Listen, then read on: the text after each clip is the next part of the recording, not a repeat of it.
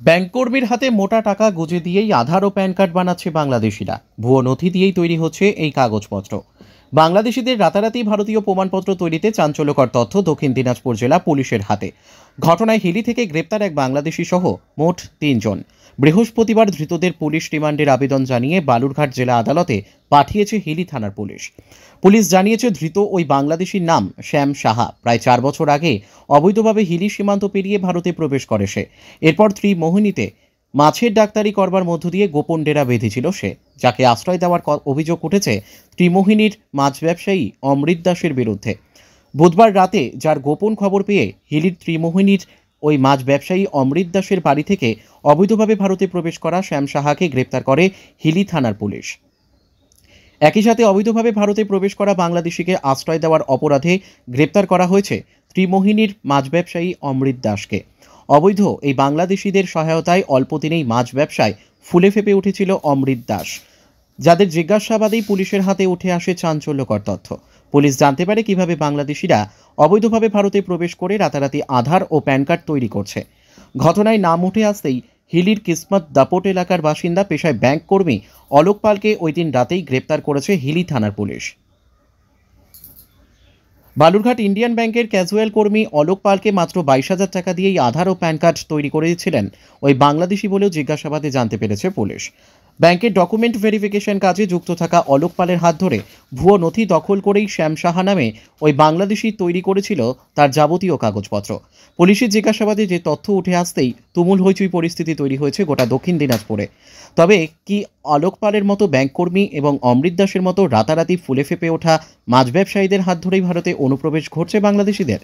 পুলিশের দেওয়া যে চাঞ্চল্যকর তথ্য সামনে আসতেই এ ধরনের একাধিক প্রশ্ন উস্কে উঠেছে সীমান্তে। ডিএসপি সদর বিক্রম প্রসাদ বলেন, শ্যাম সাহা নামে ওই বাংলাদেশিকে আশ্রয় দেওয়া ও তার আধার কার্ড ও প্যান কার্ড তৈরি করে দেওয়ার অভিযোগে মোট 3 জনকে গ্রেপ্তার করা হয়েছে।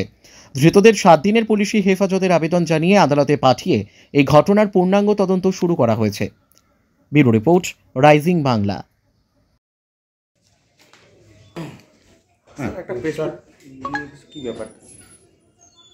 একটা গোপন সূত্রের ভিত্তিতে আমরা খবর পাই যে একজন বাংলাদেশি নাগরিক, সে আমাদের হিলি এলাকার ত্রিমোহিনীর এলাকায় বেশ কিছুদিন ধরে অবৈধভাবে থাকছে এবং এখানকার বিভিন্ন রকম কার্যকলাপের সাথে সে যুক্ত। সেই ইনফরমেশনের উপর ওয়ার্কআউট করতে গিয়ে আমরা জানতে পারি শ্যাম কুমার সাহা, সে একজন বিডি ন্যাশনাল। প্রায় 4 বছর আগে সে আমাদের ইন্ডিয়ান টেরিটরিতে এসছে অবৈধভাবে। তাকে আমরা ইন্টারসেপ্ট করার পরে থরলি ইন্টারোগেট করা হয়। ইন্টারোগেশনে জানা যায় সে হিলি এলাকারই অমৃত দাস বলে একজন ব্যক্তি, তার বাড়িতেই শেল্টার নিয়েছে, তার ফিশ ফার্ম, সেখানে শেল্টার নিয়েছে এবং সেখানেই সে মাছের দেখাশোনার কাজে নিযুক্ত রয়েছে।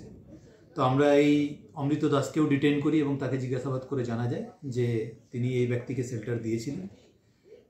আরও ফার্দার ইন্টারোগেশনে আমরা যেটা জানতে পারি যে এই শ্যাম কুমার সাহা এই অমৃত দাসের সহযোগিতায় তার আধার কার্ড এবং প্যান কার্ড তৈরি করেছেন ইন্ডিয়ান।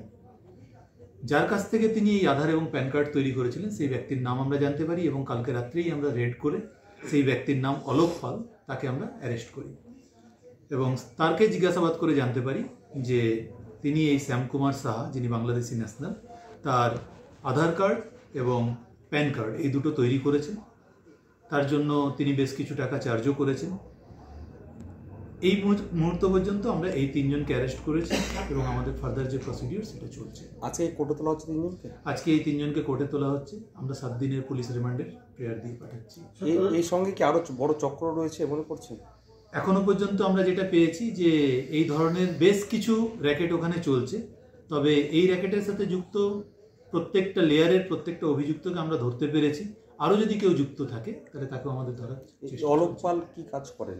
যেটা জানা গেছে, অলোক পাল প্রাথমিকভাবে একজন ইন্ডিয়ান ব্যাংকের, আমাদের এখানে যে বালুরঘাটের বাস স্ট্যান্ডে ইন্ডিয়ান ব্যাংকের যে ব্রাঞ্চ আছে সেই ব্রাঞ্চের একজন ক্যাজুয়াল ওয়ার্কার হিসাবে কাজ করেন। তো সেখানে তিনি বিভিন্ন রকমের ডকুমেন্টস ভেরিফিকেশন বা ডকুমেন্টস তৈরি এই ধরনের কাজগুলো করেন। বাকি আরও তার ডিটেলস আমরা ডিউরিং পিসি পিরিয়ডে জানতে পারবো। কি উদ্ধার হয়েছে এখনো পর্যন্ত আমাদের সার্চ প্রসিডিওর চলছে, তো কমপ্লিট হলে আমরা আপনাদেরকে জানাবো। কি ধারা তোলা হচ্ছে?